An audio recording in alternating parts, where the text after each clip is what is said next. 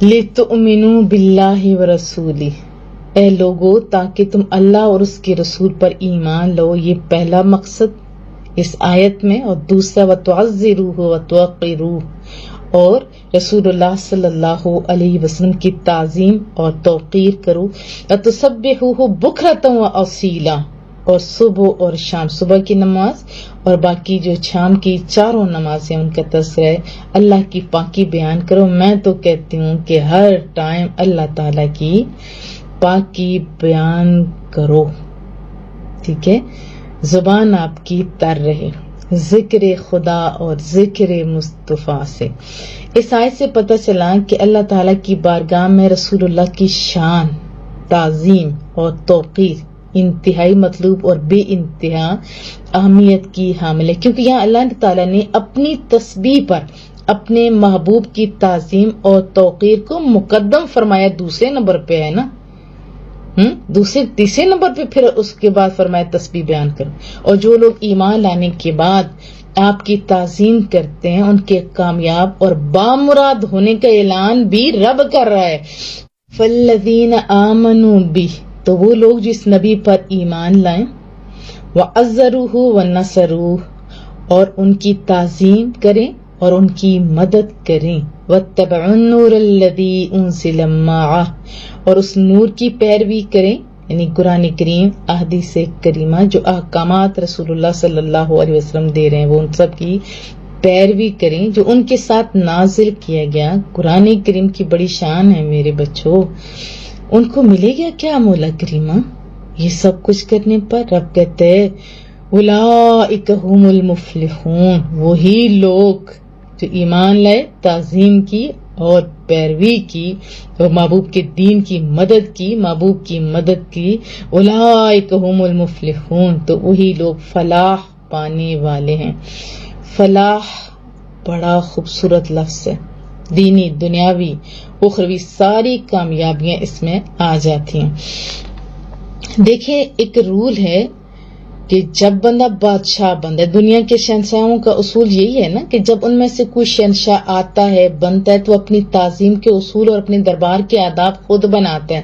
اور جب وہ اس دنیا سے گیا، تعظیم بھی گئی اور ادب کے نظام بھی ساتھ ہی دفن ہو جاتا ہے. لیکن کائنات میں ایک شہنشاہ ایسا ہے جن کے دربار کا عالم ہی نرالا ہے کہ ان کی تعظیم، ان کی بارگاہ میں ادب و احترام کے اصول و قوانین نہ انہوں نے خود بنائے، نہ مخلوق میں سے کسی اور نے بنائے، بلکہ ان کی تعظیم کے احکام اور ان کے دربار کے آداب تمام شہنشاہوں کے شہنشاہ، تمام بادشاہوں کے بادشاہ اور ساری کائنات کو پیدا فرمانے والے رب کریم نے نازل فرمائے ہیں. اور بہت سے قوانین ایسے ہیں جو کسی خاص وقت تک کے لیے نہیں بلکہ ہمیشہ کے لیے مقرر فرمائے ہیں. اور وہ عظیم شہنشاہ، اس کائنات کے مالک، مختار، محبوب کا فرمان ہے نا کہ میں قاسم ہوں، رب دینے والا، میں تقسیم کرنے والا. وہ محبوب کریم کی ذات گرامی ہے جن کی تعظیم اور توقیر کا حکم خود رب نے دیا. اور قرآن کریم میں آپ کی تعظیم اور ادب کے باقاعدہ اصول، احکام بیان کیے گئے. کچھ چلے ہم سنتے ہیں. نمبر 1، رسول اللہ صلی اللہ علیہ وسلم جب بلائیں فوراً ان کی بارگاہ میں حاضر ہو جاؤ. ایک صحابی رسول نماز پڑھ رہے تھے، محبوب کریم نے بلایا، تھوڑی دیر ہو گئی، آ کے معذرت کی اور بتایا میں حالت نماز میں تھا. رسول اللہ صلی اللہ علیہ وسلم نے فرمایا کیا تم نے یہ نہیں سنا، یا ایھا الذین آمنوا استجیبوا للہ وللرسول اذا دعاکم لما یحییکم، اے ایمان والو اللہ اور اس کی رسول کی بارگاہ میں حاضر ہو جاؤ جب وہ تمہیں اس چیز کے لیے بلائیں جو تمہیں زندگی دیتی ہے. پھر اس کے بعد جب بھی بلایا جاتا صحابہ کرام جاتے، کام کر کے وہیں سے نماز جوائن کرتے تھے. ان کی نماز ٹوٹا بھی نہیں کرتی تھی اور مکمل ہو جاتی، کیونکہ یہ اللہ کا حکم ہے نا. رسول اللہ بھی بتانے والے تھے، صحابہ کرام اولین مخاطب ہیں جو انہوں نے عمل کر کے ہمیں دکھایا کہ یہ ہوتے ہیں آداب، ایسے ہوتے ہیں ماننے والے.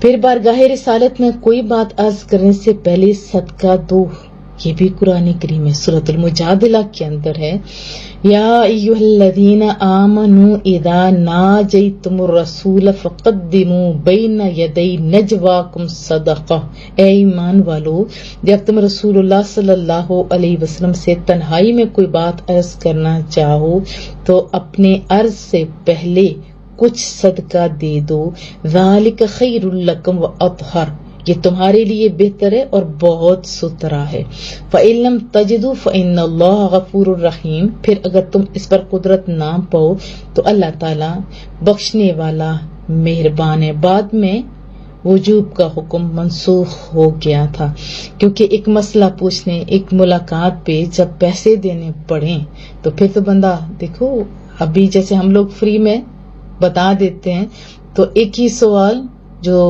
جس کے ذہن میں آتا ہے کسی اور کا ہو، اپنا ہو، بہت سارے علماء کرام، مفتیان کرام، مفتیان سب کو بھیج دیا جاتا ہے، سب کیونکہ ویلے لوگ ہوتے ہیں نا، اور جس کا بھی جواب آ جائے تو آ جائے، نہیں تو بعض تو ایسے ہوتے ہیں موازنہ کرنا شروع کر دیتے ہیں۔ تو یہ آیت یہ ہمارے لیے بھی ہے، جب پیسے دے کے جایا جاتا ہے نا پھر سوچ سمجھ کے بندے جاتے بھی ہیں اور قدر بھی کرتے ہیں۔ لیکن اس ٹائم حضرت عثمان غنی کے ساتھ ساتھ بلال حبشی جیسے بھی تو لوگ تھے جو پیسہ نہیں دے سکتے تھے۔ یہاں اصل میں شان محبوب بتائی گئی، یہ ایسا نہیں کہ جیسے وہ اٹھ کے منہ اٹھا کے چلے جاؤ، نہیں، یہ بڑی دربار ہے، ذرا ہوش سے جاؤ، ذرا ہوش سے جاؤ۔ تو پھر بعد میں اس حکم کو منسوخ کر دیا گیا۔ پیسہ سب کچھ نہیں ہوتا، لیکن دیکھو جب بندہ پیسہ دے کے جاتا ہے نا پھر اس کی قدر بھی بڑی کرتا ہے۔ میری بات میں ادھر سمجھ کے ہوں گے آپ۔ نمبر 3، ایک دوسرے کو پکارتے ہیں جیسے ہم ایسا پکار نہیں سکتے۔ لا تجعلوا دعاء الرسول بینکم کدعاء بعضکم بعضا، اے لوگو رسول کے پکارنے کو آپس میں ایسا نہ بنا لو جیسے تم میں سے کوئی دوسرے کو پکارتا ہے۔ بات سمجھ آئی؟ یہ ادب کا مقام ہے، جیسے آپس میں آپ کرتے ہو ایسا نہیں چلے گا۔ نمبر 4، رسول اللہ سے بات کرتے وقت ان کی آواز سے اپنی آواز اونچی نہ کرو۔ دیکھو ایک آداب سکھایا، اونچی نہ کرو، اور ان کی بارگاہ میں زیادہ بلند آواز سے کوئی بات بھی نہ کرے۔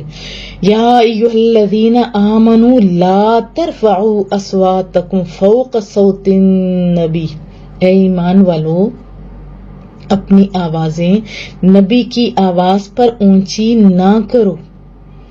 ولا تجہروا لہ بالقول کجہر بعضکم لبعض۔ نمبر 1 کیا ہے؟ اپنی آواز نبی کی آواز پر اونچی نہ کرو۔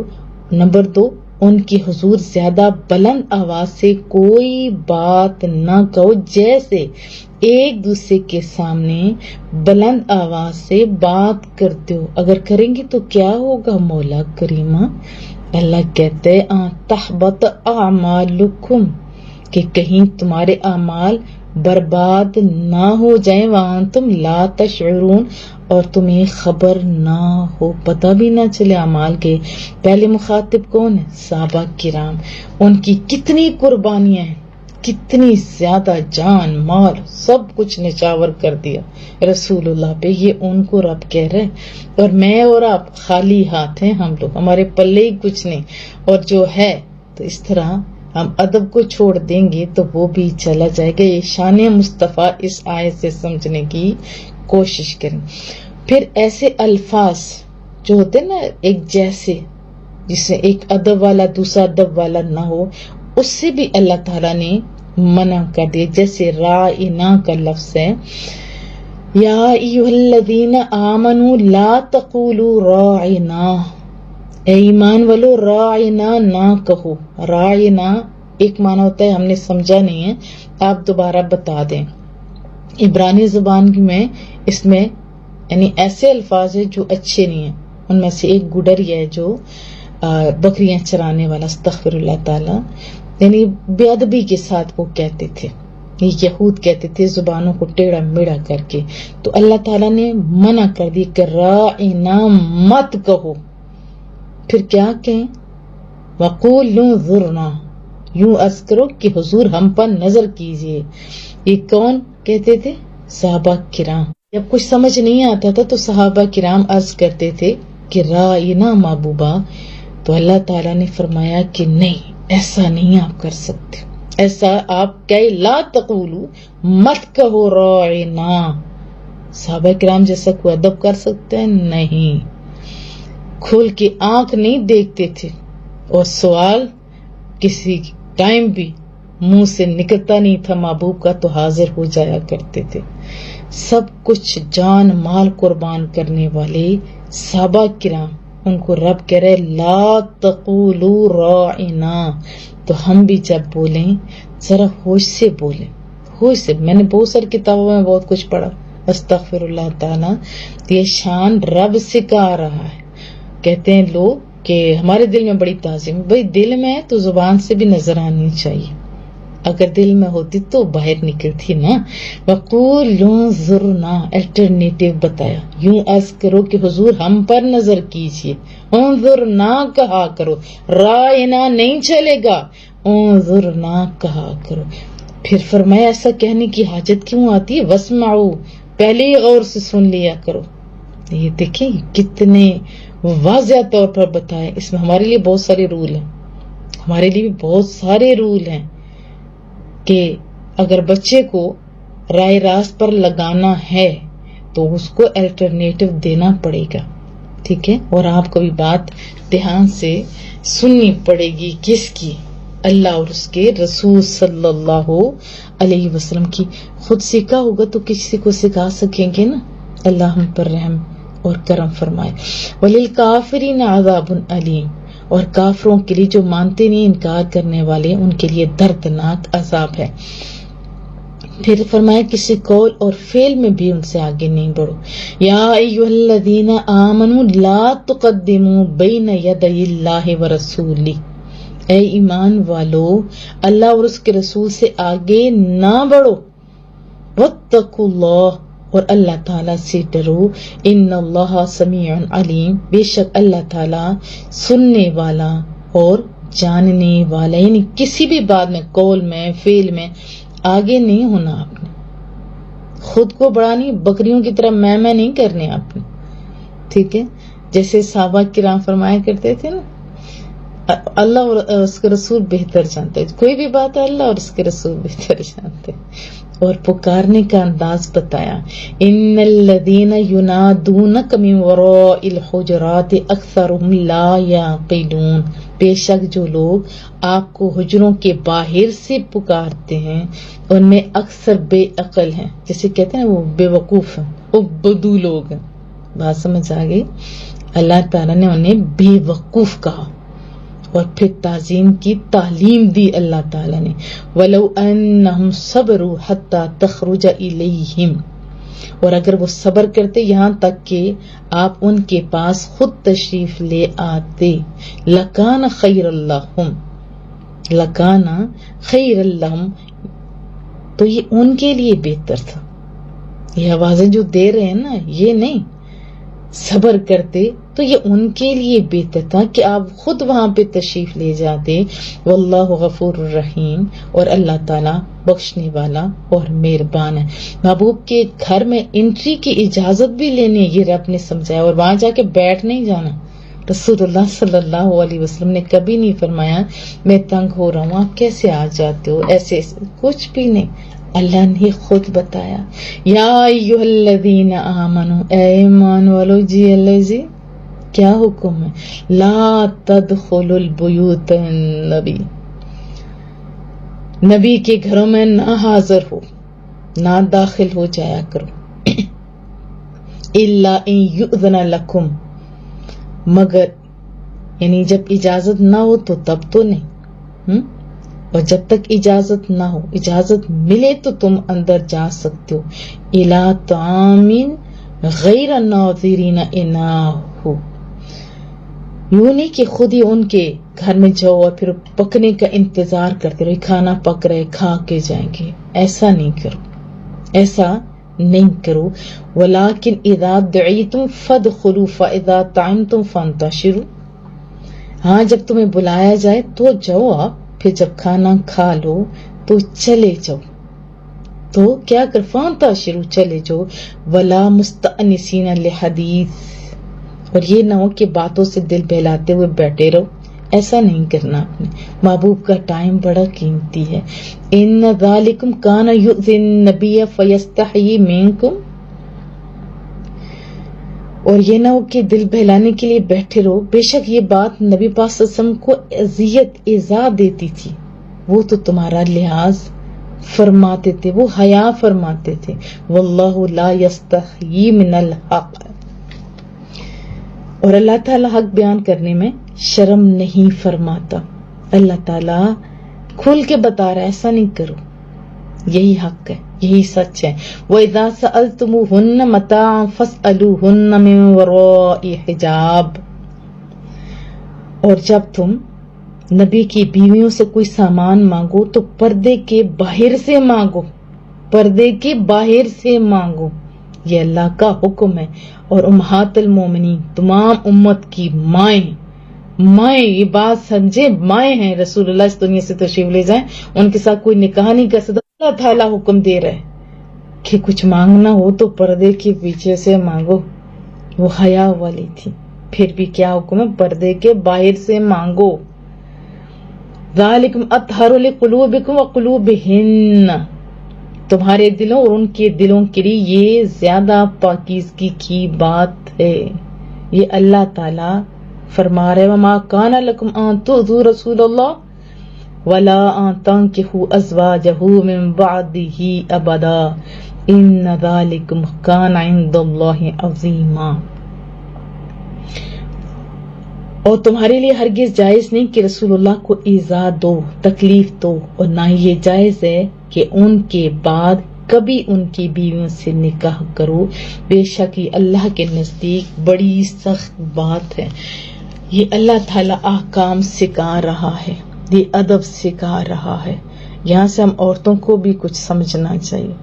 مجھے ایک عورت نے میسج کیا، آپ بھی جہاد کر رہے ہیں، اس طرح دین کا کام کرے. ہم مردوں میں جاتے ہیں، گیدرنگ کرتے ہیں، ہم لوگ جان بوجھ کے انہیں اکساتے ہیں، وہ جو مرضی ہے بات کر، لیکن ہم یہ جہاد کر رہے ہیں تاکہ انہیں پتہ چلے کہ تم کمزور ہو، ہم کمزور نہیں. میں حیران ہو گئی، یہ جہاد تم لوگ کر رہے ہو، بے حیائی پھیلا کے اس کو جہاد کا نام دیے جا رہے. استغفر اللہ تعالیٰ. اللہ تعالیٰ کہہ رہے نہیں، پردے کے پیچھے سے. وہ مائیں ہیں تب بھی یہ ان کے لیے بھی اچھا ہے، تمہاری ماؤں کے لیے بھی، اور آپ کے لیے بھی اچھا ہے. آج دیکھو میرے وطن عزیز میں کس طرح حال ہو رہا ہے. میں کلیجہ پھٹ رہا تھا جب میں نے پڑھا کہ 18 ماہ کی بچی ایک 17 سالہ بچے کی حرص کی ہوس کی نشانہ بن گئی اور وہ مر گئی. استغفر اللہ تعالیٰ.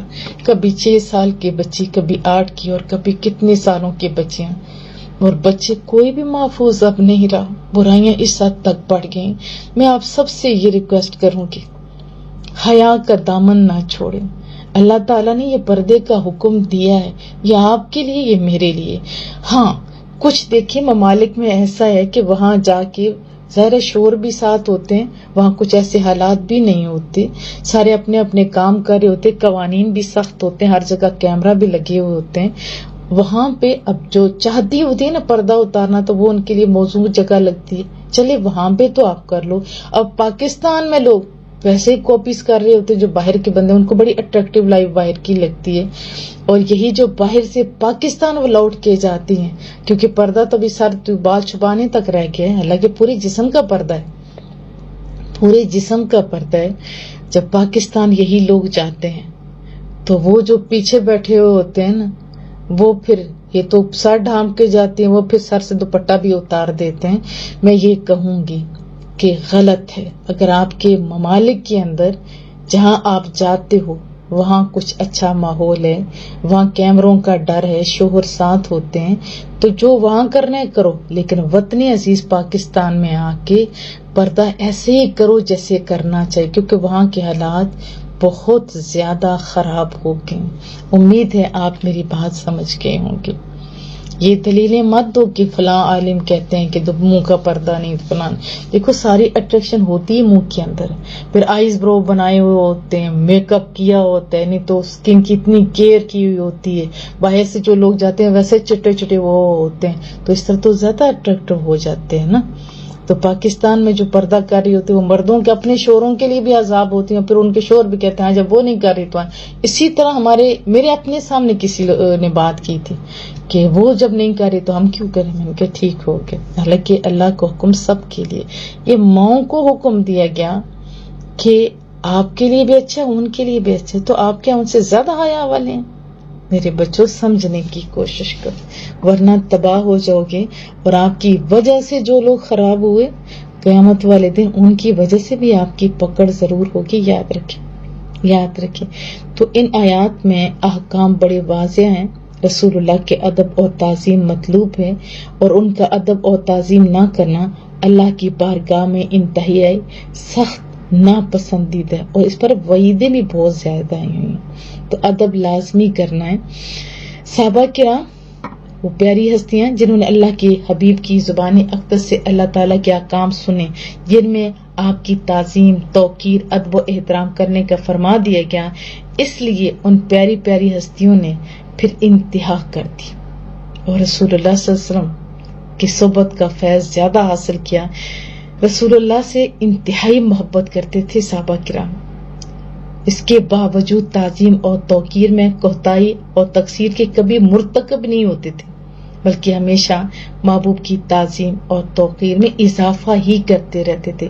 جیسے تمام صحابہ کرام رسول اللہ کو بہترین القابات کے ساتھ پکارا کرتے تھے, بہترین القاب کے ساتھ, انتہائی عاجزی سے, اور آپ کے مرتبے اور مقام کی تعظیم اور رعایت کرتے ہوئے خطاب فرمایا کرتے تھے. جب بھی کلام کرتے تو کیا کہتے؟ فدیتک بابی و امی, میرے ماں باپ بھی آپ پر فدا ہوں. کبھی یوں عرض کرتے بنفسی انت یا رسول اللہ, میری جان آپ پر نثار میرے محبوب.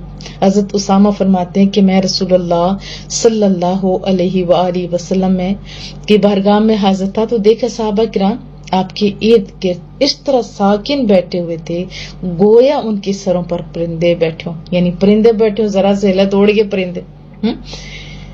اور یہ تو تھی اجتماعی تعظیم, جبکہ ہمارے ہاں چند بندے اکٹھے ہو جائیں تو ان کو کنٹرول کرنا ہی مشکل ہو جاتا ہے. وہ تھے صحابہ کرام. تعظیم دیکھو وہاں تعظیم. اور تنہائیوں میں بھی حضرت عثمان بن عفان رضی اللہ تعالی عنہ کے بارے میں روایت ہے جو میں آپ کو پچھلی بھی رکوع میں بتا چکی ہوں کہ جب رسول اللہ صلی اللہ علیہ وسلم نے حدیبیہ کے موقع پر آپ کو قریش کے پاس بھیجا تو قریش نے حضرت عثمان کو طواف کعبہ کی اجازت دے دی کہ آپ طواف کر لو, آگے ہو. لیکن حضرت عثمان نے یہ کہہ کر انکار کر دیا ما کنت لافعل حتی یطوف بہ رسول اللہ صلی اللہ علیہ وسلم, میں اس وقت تک طواف نہیں کر سکتا جب تک کہ رسول اللہ طواف نہیں کرتے. اور روزہ خیبر سے واپسی میں صحابہ کے مقام پر رسول اللہ صلی اللہ علیہ وسلم نے نماز عصر خود پڑھی. حضرت علی مرتضیٰ دیکھ رہے تھے, وہ دیکھ رہے تھے کہ وقت جا رہا ہے, مگر اس خیال سے زانوں کو نہیں ہلایا, نہیں سرکایا. کیوں؟ محبوب کی نیند میں خلل نہ آ جائے. زانوں نہیں ہٹایا یہاں تک کہ سورج غروب ہو گیا. یہ ہمارے لیے سبق ہے اس کے اندر کہ اتنی اہم چیز پر بھی ترجیح کس کو دی؟ رسول اللہ صلی اللہ علیہ وسلم کو. جب رسول اللہ صلی اللہ علیہ وسلم کی چشم مبارک کھلی تو حضرت علی المرتضیٰ نے اپنی نماز کا حال عرض کیا تو محبوب نے یہ نہیں فرمایا کہ وہ کیا کیا تم نے, یہ بتا دیتی. ایسا نہیں, رسول اللہ نے دعا فرمائی, سورج پلٹ آیا اور حضرت علی المرتضیٰ نے نماز عصر ادا کی, پھر سورج ڈوب گیا. حضرت علی المرتضیٰ نے رسول اللہ کی تعظیم کی خاطر دیکھی عبادات میں سے افضل عبادت نماز ہے نا, وہ بھی درمیانی نماز, نماز عصر قربان کر دی. نماز کی اہمیت دیکھیں. حج کے دوران طواف جو کچھ بھی ہو رہا ہو, لیکن اتنے پیسے لگا کے جانے کے باوجود جب نماز کا ٹائم آتا ہے تو طواف رک جاتا ہے. بات سمجھ آ رہی ہے؟ حضرت علی المرتضیٰ, حضرت علی المرتضیٰ شیر خدا, ان کو پتا تھا نا کہ اصل چیز تعظیم مصطفیٰ ہے، سب کچھ قربان کر دیا. بات سمجھ آ رہی ہے؟ اور محبوب کریم نے بھی جھڑکا نہیں بلکہ دعا فرمائی، اور ان کی قضا نماز نہیں بلکہ ادا ہی ہوئی. ہجرت کے موقع پر یار غار حضرت ابوبکر صدیق آپ دیکھیں کیا قربانی دی انہوں نے فرمایا میرے محبوب آپ باہر رکیے، میں اندر جاتا ہوں. میں سارے ہول کو اپنے جسم کے جو کپڑے تھے، جو اور کپڑے ہو گئے، ان سے سارا ڈھک دیا، اور ایک جگہ جو کونا، ایک ہول خالی تھا، وہاں اپنا پاؤں مبارک رکھا. رسول اللہ اندر تشریف لے جاتے ہیں، اور دیکھیں ان کی جگہ ہم ہوتے تو کیا کرتے؟ ہم تو گھٹیا لوگ ہیں نا، ہم ان کی خاطر احسان چڑھا رہے ہوتے. استغفر اللہ استغفر اللہ. انہوں نے اپنے محبوب کی آرام کا خیال کیا، یہاں تک کہ زانو مبارک میں محبوب کا سر اقدس تھا، پاؤں پہ سانپ کاٹ رہا تھا، ہمیں چونٹی کاٹے تو اف کر دیتے، نماز توڑ دیتے. پاؤں کٹا جا رہا تھا، درد سے برا حال تھا، لیکن ٹانگ نہیں ہلائی، پاؤں نہیں ہلایا، کہیں محبوب پریشان نہ ہو جائے. اور جب آنسو مبارک محبوب کے اوپر پڑا، ظاہر گرم آنسو ہوتے، پتہ تو تھا محبوب کا، اور اللہ بھی تو دکھا رہے تھے نا، ایسے ہوتے ہیں پیار کرنے والے. ٹھیک ہے لابدان لگا، فوراً آرام آ گیا، لیکن دیکھیں لابدان کی بھی بڑی شان ہے کہ ذرا سا لگا اور ٹھیک ہو گئے وہ. لیکن اس طرح کی قربانیاں صحابہ کرام کو، اور آج جب لوگ ان کے بارے میں بات کرتے ہیں تو میرا کلیجہ پھٹتا ہے. حضرت عمر جیسی ہستیوں، بڑی بڑی ہستیوں نے کہا تھا وہ رات کاش ہمیں مل جاتی، کاش ہمیں مل جائے، ہماری ساری عبادات لے لی جائیں. خالی خود نہیں، نوکر، اپنے بچے، اپنے گھر، سب کچھ قربان کیا تھا حضرت ابوبکر صدیق نے.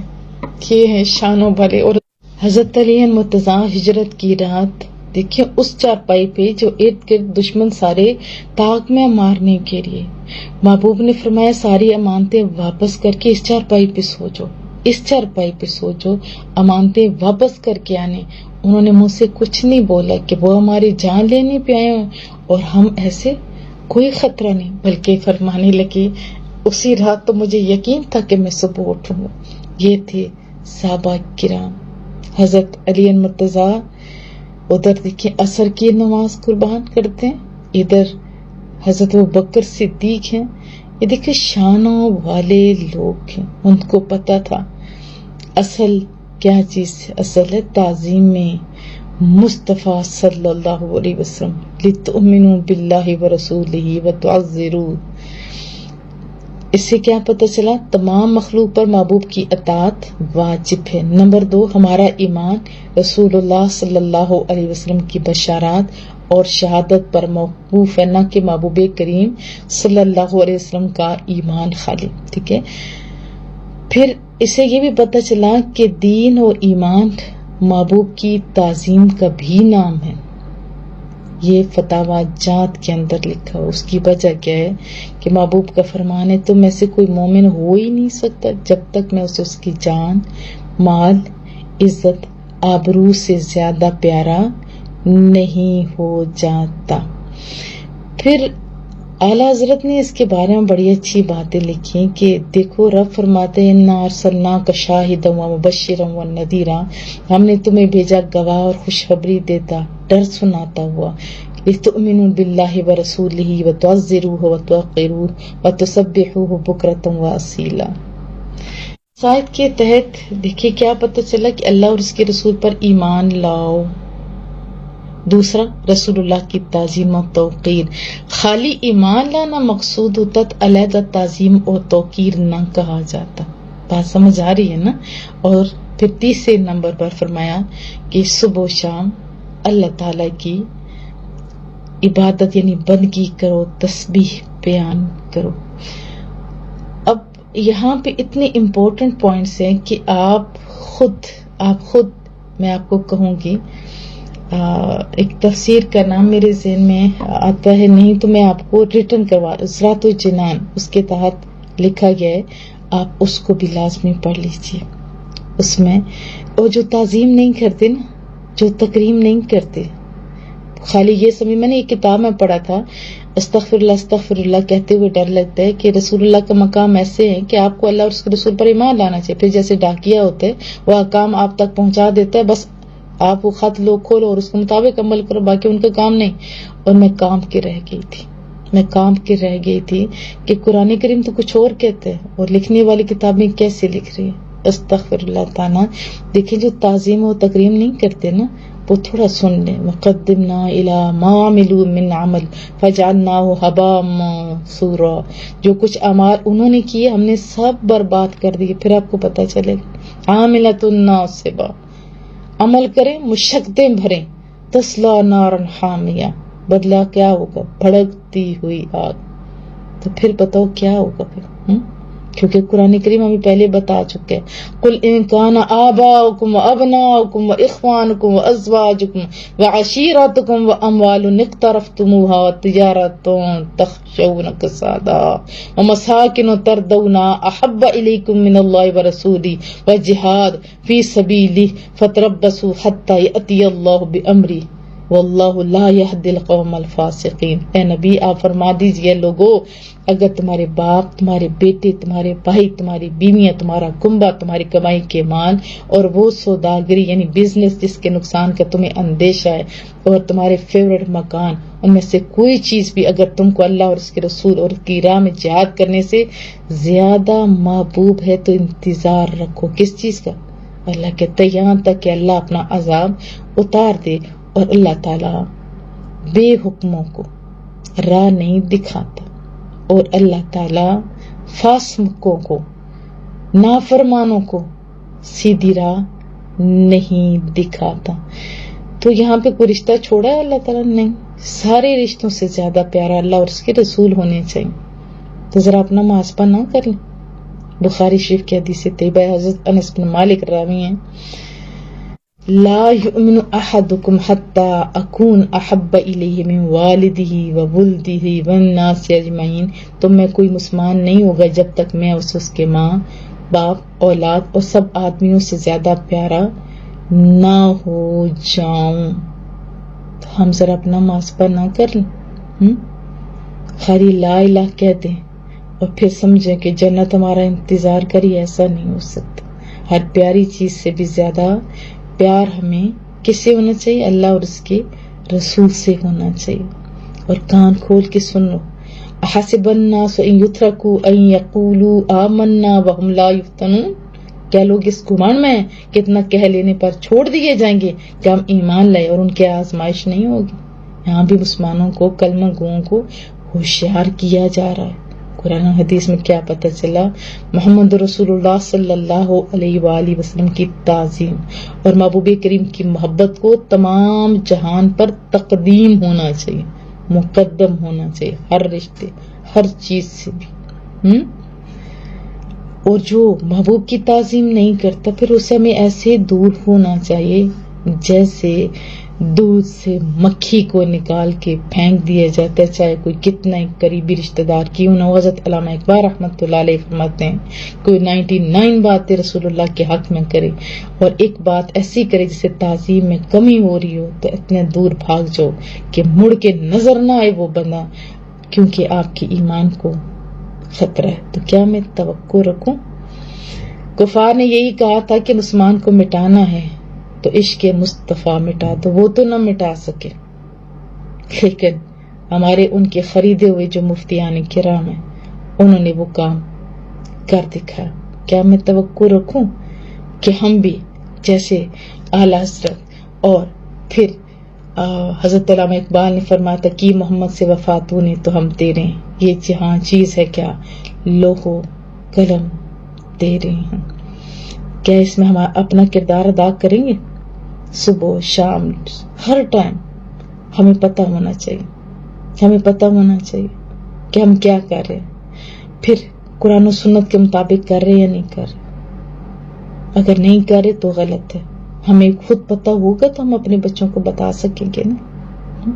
رسول اللہ صلی اللہ علیہ وسلم جدھر بھی اللہ تعالیٰ بلاتا, معراج ہے یا کوئی بھی جگہ, پہلے ہم اپنی امتی کو یاد فرمایا کرتے تھے, میرا امتی, ابتدا میں بھی امتی, آخری سانسوں میں بھی امتی، کیا امتی نے بھی کبھی کہا میرے نبی میرے نبی میرے نبی؟ کامیابی اگر چاہیے نا تو پھر ان آیات کو دل کے کانوں سے سننا پڑے گا، نہیں تو تباہیاں ہوں گی۔ اللہ پاک ہم لوگوں پہ خاص فضل فرمائے، اللہ ہماری ایمانوں کی حفاظت فرمائے۔